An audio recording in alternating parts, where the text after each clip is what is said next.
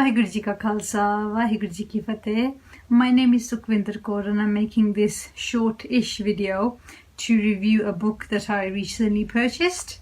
It's called The Mughals, Missiles and Maharajas. So it's part of a series called the Khajana, and this is part 1, and it covers the period of 1708 to 1843. So I was enticed to purchase this book after seeing the promotion and publicity around its release. So there was a lot on social media and on various Sikh channels. And for me, the drawing was that there was a heavy emphasis on 75 different sources being the basis of this publication. So that to me indicated an air of professionalism, effort, and a real commitment really to share pivotal moments in our history. So even on a personal note, I'm naturally I'm an avid reader of Sikh history books.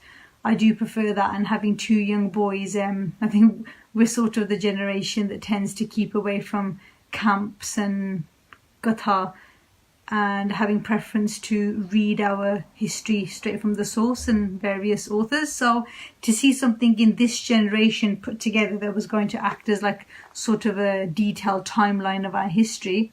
So yeah, I was really excited to purchase that. The book itself arrived within 24 hours of ordering, which is really good. The packaging was amazing. It was well designed, well thought out. I mean, if you look at the cover, the quality of the pages, you can see that a lot of investment was made to make the book look very aesthetically pleasing. It arrived in a customized envelope and had been tied together with a drawstring. And there was a letter to the purchaser from the publishers indicating why they had embarked on this adventure to sort of bring these publications to us. So, I mean, even before opening the book, you can see that a lot of effort has been made to present the book aesthetically to the highest standards, and I would definitely say it does do that. So I would give that sort of a 10 out of 10 for delivery within 24 hours, and for the presentation, 9 out of 10. So I started my journey of discovery by on the preface, which is found on page 7. And I was particularly drawn to one line that sort of really enthused me to want to continue reading, and that was where the publishers had said, "We at the Vaheguru Foundation saw it as our responsibility to bring forth the depth of knowledge which is usually found in museums alone." So this really set the precedent for me. Expectations are really high. I'm expecting a lot from this book, and I really can't wait to start reading. I turned to page 12, which is the start of the timeline. So we start on the year 1708. And the page is titled The Guruship of Sri Guru Granth Sahib Ji. That was it.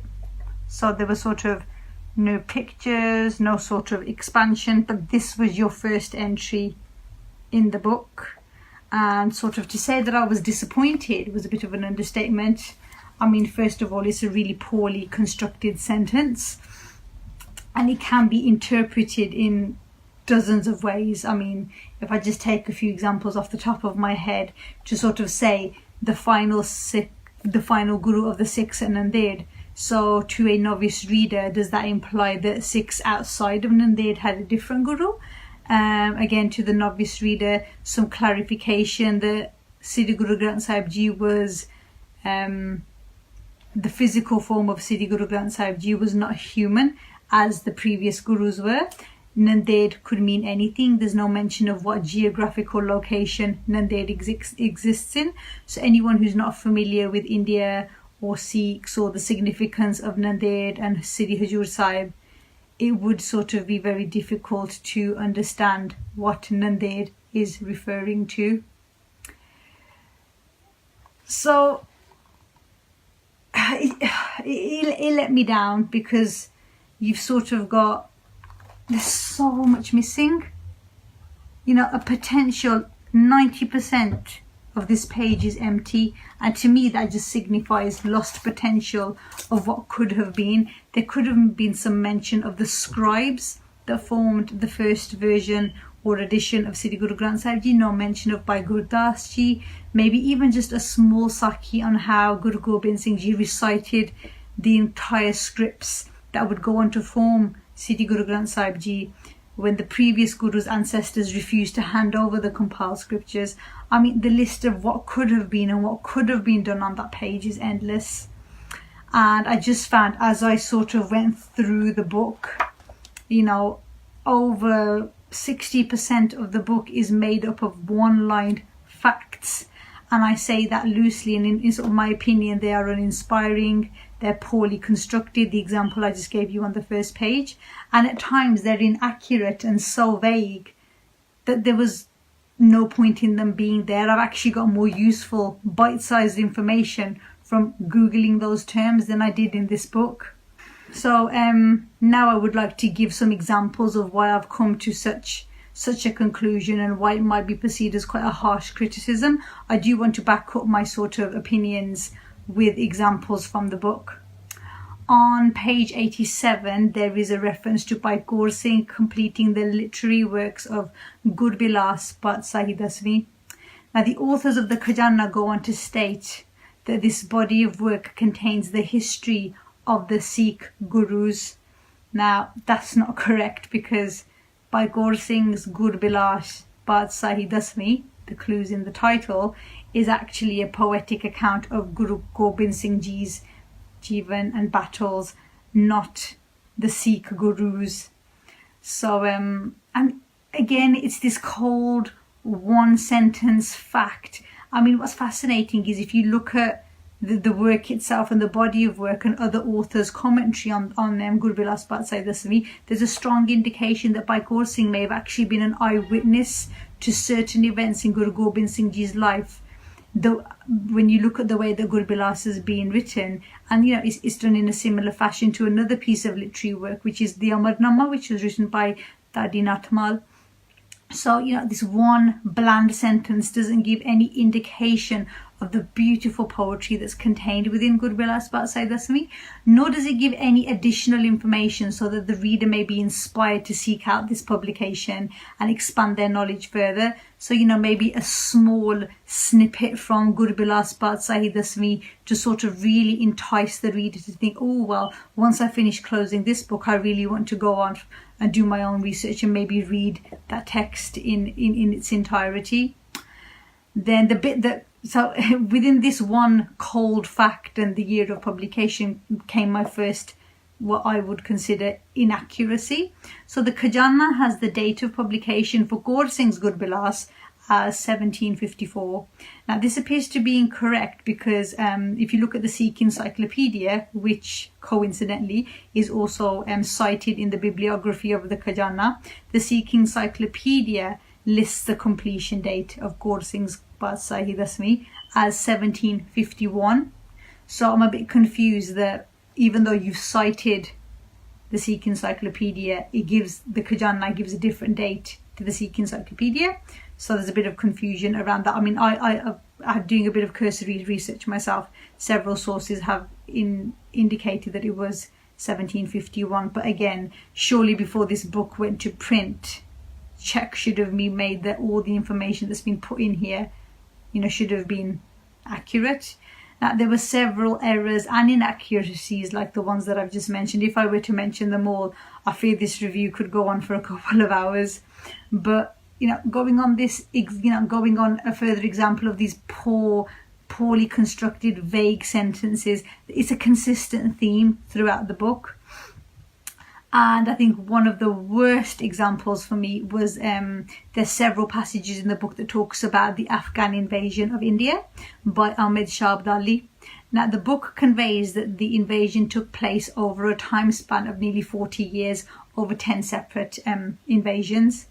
But again, you know, the potential to expand who Ahmed Shah Abdali was, why he invaded, what implications it had on the Sikh Panth, what, if any, response was given by the Sikh Panth. Now, there is some references to that, but again, it's these very ambiguous sentences that leaves more questions than it does provide answers.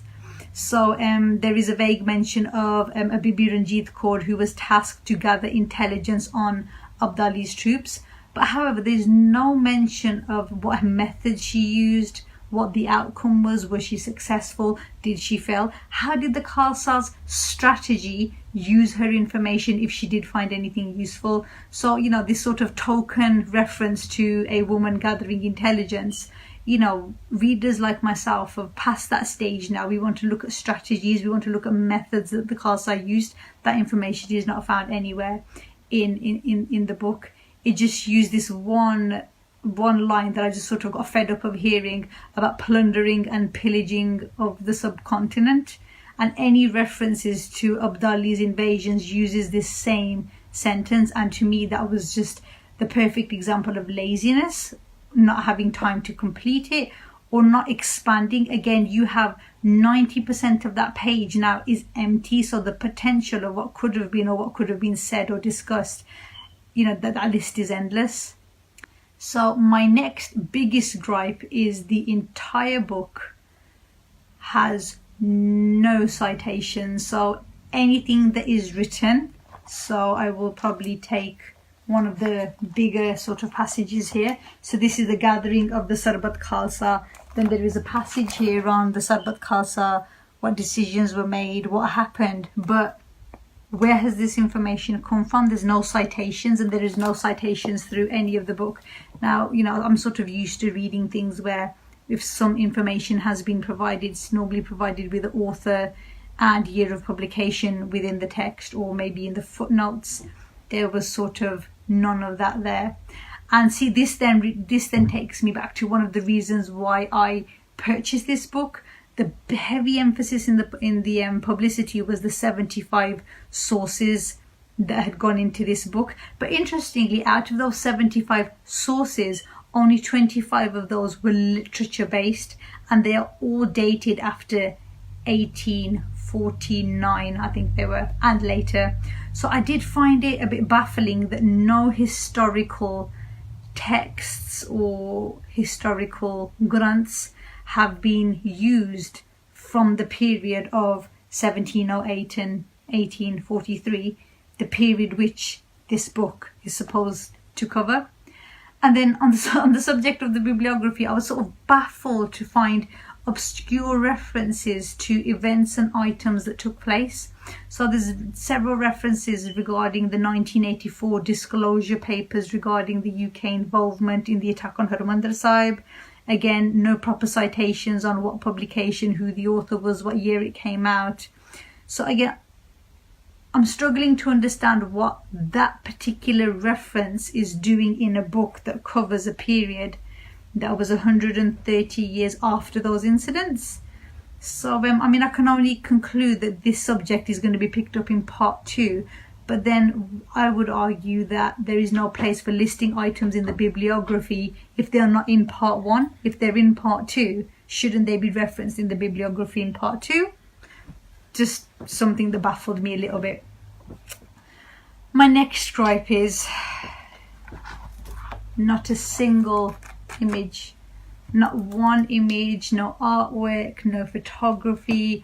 I mean, sort of, you've got a page where 90% of the page on some pages is empty. Maybe some images, some artwork to really engage the user. I know if I wanted to show this to my children at their current age, which is 7 and 3, there's nothing in this book that would hold their attention, and there's not really much that I would share with them that I don't already know. But, you know, for me, it really would have made that difference, you know, some visual stimulation to sort of keep me engaged. That would sort of make up for the lack of content. So that was another letdown for me. Another big gripe was the hit and miss coverage of some of our most important authors, literature, and examples of their work. You know, the biggest one for me was Kavi Santokh Singh. So on the last entry of the book within the timeline, there is a sort of this cold sentence that lists the year of the death of Kavi Santokh Singh. and it lists 3 of his 6 publications. There's no mention of Naam Kosh, there's no mention of Guru Nanak Prakash or the Atam Tika, which he also authored. So all of his contributions that he wrote all fall within the timeline of the Khajana, yet one cold sentence announcing his death at the end of the book and the last entry. I mean, to me, it just sort of displayed a stunning disregard of one of the greatest scholars of our time. Now, people might have views and controversies about what he had written, but some would definitely argue that Kavi Santok Singh Suraj Prakash Granth forms the basis of all mainstream parchar that happens today. So, no mention of the individual granths that he wrote or the literature that he wrote, no examples of his work, nothing. And I would say that with sort of many of his sort of, not just Kavi Santok Singh's work but other authors, that there's no examples of their work, again sort of encouraging the user to go away and read and study these things. I mean, another sort of glaring omission is the examples of the publications mentioned. So I got really excited on the contents page when I saw Guru Kiyan Sakhiyan listed. It's a book that I purchased and I've read, and so I saw it in the contents page. I got to the appropriate page and I was greeted yet again by another dull, impersonal sentence that read, "Bhai Sarup Singh Ji completes the literary work of Guru Kiyan Sakhiyan containing the histories of the Gurus." Again, I would have expected or really liked a small extract telling a Sakhi or something that would sort of, give a flavour of what was in there, or a summary. And it didn't cover the history of the Gurus. It covered the lives of 5 of the Gurus, from Guru Har Gobind Sahib Ji Maharaj to Guru Gobind Singh Ji Maharaj. And again, it's these little attention to details, these little slips that sort of, if someone who hasn't read them would be none the wiser. So again, no quality control, no sort of checks to see if some of these facts are accurate or not. And then, the sentence just doesn't read right, because it implies that Guru Kiyan Sakhiyan contains details of all the Sikh Gurus, going from Guru Nanak Dev Ji to Guru Gobind Singh Ji, which it doesn't. And I don't want this review to go too long, but hopefully you can see why I formed the opinions that I did. Right, so in summing up, I just sort of want to bring readers or the people listening to this review. I do have a paper sort of text version of this review that I will also put out that goes into a little bit more detail than what I'm covering in the video version. But I want to go back to that claim made by the authors, publishers of this book, where they said, "We at Vaheguru Foundation saw it as our responsibility to bring forth the depth of knowledge which is usually found in museums alone."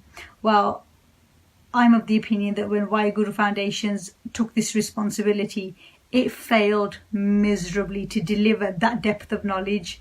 And, sort of only found in museums. Well, actually, the Khalsa Panth has a big Khajana of literature.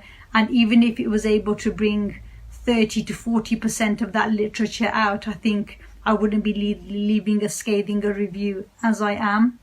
One sentence is not a bite-sized fact. It's a poor effort to present research in an engaging way. I mean, it does not enthuse the reader, and it doesn't make you want to uncover more. I mean, I just found myself either correcting silly mistakes, drifting off, reading monotone sentences, and really struggling to find the will to continue reading it. But even with that deflated mindset, I was able to read the entire book in just over 1 hour. So, I mean, if you look at the size of that book, 1 hour, and that really does demonstrate the lack of content that I was able to get through it so quickly. But I just want to say the money that has gone into the production of this book would have been better spent on academic researchers and writers. I mean, the aim of this review isn't to personally attack the authors or the writers of this book, because I can see that they must have had a vision to sort of do this, and I can see that vision, the way it's presented each year within that time frame, trying to, what happened, how our history evolved. But this was not the way to do it. Not one sentences and leaving pages, 85% of the pages blank. sort of, to make this publication successful, the content has to take priority. If someone wants to keep this on their book as like a reference manual, that's what I actually thought this was. I thought this is something that I would be able to pick up, glance at a year, and get some key facts on our history. I don't think I'll be looking at this book again after this. But I really do hope that the publishers and the writers of this book will sort of do something. I am hopeful because it does say first edition on the book. I do believe the sort of second edition of this really has to go back to the drawing board and look at the authors and the writers and the researchers and put together something that's a lot more engaging in this. This was not, for me, engaging at all. And, I wanted a high quality literary experience, not a really pretty cover and good quality pages with very little inside to sort of enthuse us. And I do look forward to a second edition, and I really hope that will inject life, relevance, actual meaningful research and inspiration of our glorious history, because I do believe that that's what the attempt was here. If we want to inspire our future generations, we need to do better than this. But as a starting point, I'd probably give it a sort of a 3 out of 10 for content and the sort of effort of research. So in summing up, we would like to advise anyone that's serious about learning the amazing ocean of history that we have available to us to visit stores like the Turiya book charity. I have brought the majority of my collection from them, and in doing that, our family has become less reliant on questionable internet content, numerous burjadiks, and the 50 million different opinions you will get from differing burjadiks, from differing groupings and mindsets. Finding the right sangat, i.e. Koji sangat, that will sit down and come together to do vichar on Gurmat based on research, discussion, interpretation and application in Gurbani, Puratan Itihas and Purata Ratname. When you take all those things and you form your sangat to explore your history without sort of going to a third party to do that, it's a very enlivening experience, and you see your history, you see Gurbani and its application in your life in an amazing way. So we would definitely advise people to start building libraries in your own homes. Empower yourselves with gyan. If we take that time out to do real Khoj like we do in our everyday lives, it's not as difficult as it is made out to be. So definitely check out Turiya Charities bookstore. I will always plug them because they are the first place that I've come across where at your fingertips you can get access to so much amazing literature on our faith. So do check them out. Vaheguru Ji Ka Khalsa, Vaheguru Ji Ki Fateh.